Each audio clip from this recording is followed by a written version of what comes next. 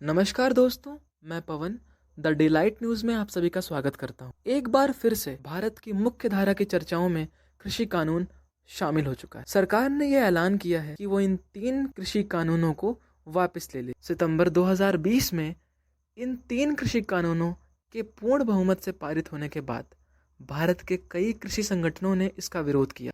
एक समय था जब भारत सरकार इसी बिल का पुरजोर समर्थन कर रही, लेकिन राजनीति में परिवर्तन आम बात। यह प्रतिबद्धता किसान हित से देश हित पर आकर खत्म हुई और कानून वापस लेने का फैसला किया गया। हालांकि मोदी जी ने इसे अपने भाषण में देश हित में बताया। कई राजनीतिक पार्टियों ने इसे उत्तर प्रदेश, पंजाब सहित कई अन्य राज्यों में होने वाले विधानसभा चुनाव को ध्यान में रखते हुए लिया गया फैसला बताया। भारत सरकार का ये फैसला कितना राजनीतिक है और कितना देश हितकारी है, इसको जानने के लिए चलिए हम आपको थोड़ा पीछे ले चलते हैं। 11 दिसंबर 2020 को जब भारतीय किसान यूनियन सुप्रीम कोर्ट पहुंचा, तो विरोधियों का एक भारी जनसैलाब इस बिल के विरोध में प्रदर्शन आरंभ कर चुका। सरकार ने सभी किसान नेताओं से बातचीत के माध्यम से बीच का रास्ता निकालने की अपील की, लेकिन नेताओं द्वारा सरकार की बात बार बार ठुकराई गई। इन तीनों कृषि कानूनों पर रोक लगाते हुए सुप्रीम कोर्ट ने 12 जनवरी 2021 को एक 3 सदस्यीय कमेटी का गठन किया, जिसमें शेतकरी संगठन के प्रेसिडेंट अनिल घनवट को, जो कि कृषि समुदाय का प्रतिनिधित्व कर रहे थे, उस कमेटी का सदस्य चुना गया।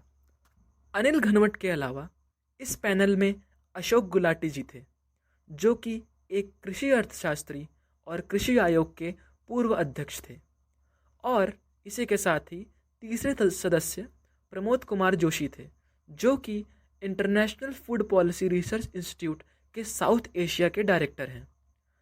इस पैनल ने काफ़ी गहन रिसर्च के बाद 19 मार्च 2021 को सुप्रीम कोर्ट में अपनी रिपोर्ट सबमिट की।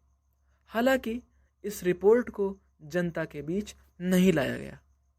इसके बावजूद अनिल घनवट ने भारत के मुख्य न्यायाधीश को एक लिखे पत्र में कहा था कि वे इस रिपोर्ट को पब्लिक के बीच लाएं, जिससे जो किसान आंदोलन चल रहा था वह खत्म हो सकता था और सारी समस्याएं खत्म हो सकती थी।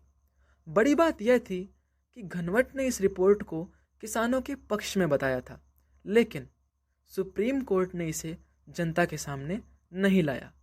अनिल घनवट ने यह भी बताया था कि बिल पहली बार किसानों के लिए मार्केट में स्वतंत्रता के नए अवसर लाने वाला था, लेकिन किसानों को इन बिलों के वापस हो जाने से फिर से उन्हीं प्रतिबंधों का सामना करना पड़ेगा जिनकी वजह से उनका आज तक शोषण होता रहा है। आखिर कुछ समय बाद ही सरकार का वह निर्णय आ ही गया और बिल वापस हो गया। अनिल घनवट ने सरकार के इन 3 कृषि कानूनों को वापस लेना बहुत ही दुर्भाग्यपूर्ण बताया है। अनिल घनवट का आरोप है कि जब किसान आंदोलन अपनी चरम पर था तब सरकार ने कुछ भी नहीं किया, लेकिन अब जब उत्तर प्रदेश और पंजाब के चुनाव नज़दीक हैं तो वे अपने घुटने टेक दे रहे हैं। कुछ राजनीतिक और संवैधानिक धुरंधरों की माने तो चुनाव के नज़दीक आने पर सरकार की नीतियों में बड़ा बदलाव होना एक जनतंत्र के लिए अच्छे संकेत नहीं माने जाते। पर हम सभी ने देखा कि पीएम की एक लंबी भाव भरी स्पीच के साथ ही बिल वापसी की औपचारिक घोषणा हुई। कभी कभी राजनीतिक नज़रिए से बचकर भी हमें सोचना चाहिए। आप इस फैसले को, इस घोषणा को किस नज़रिए से देखते हैं, हमें कमेंट सेक्शन में ज़रूर बताएं।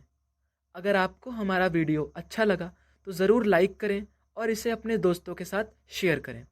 हमें सब्सक्राइब करना ना भूलें। धन्यवाद।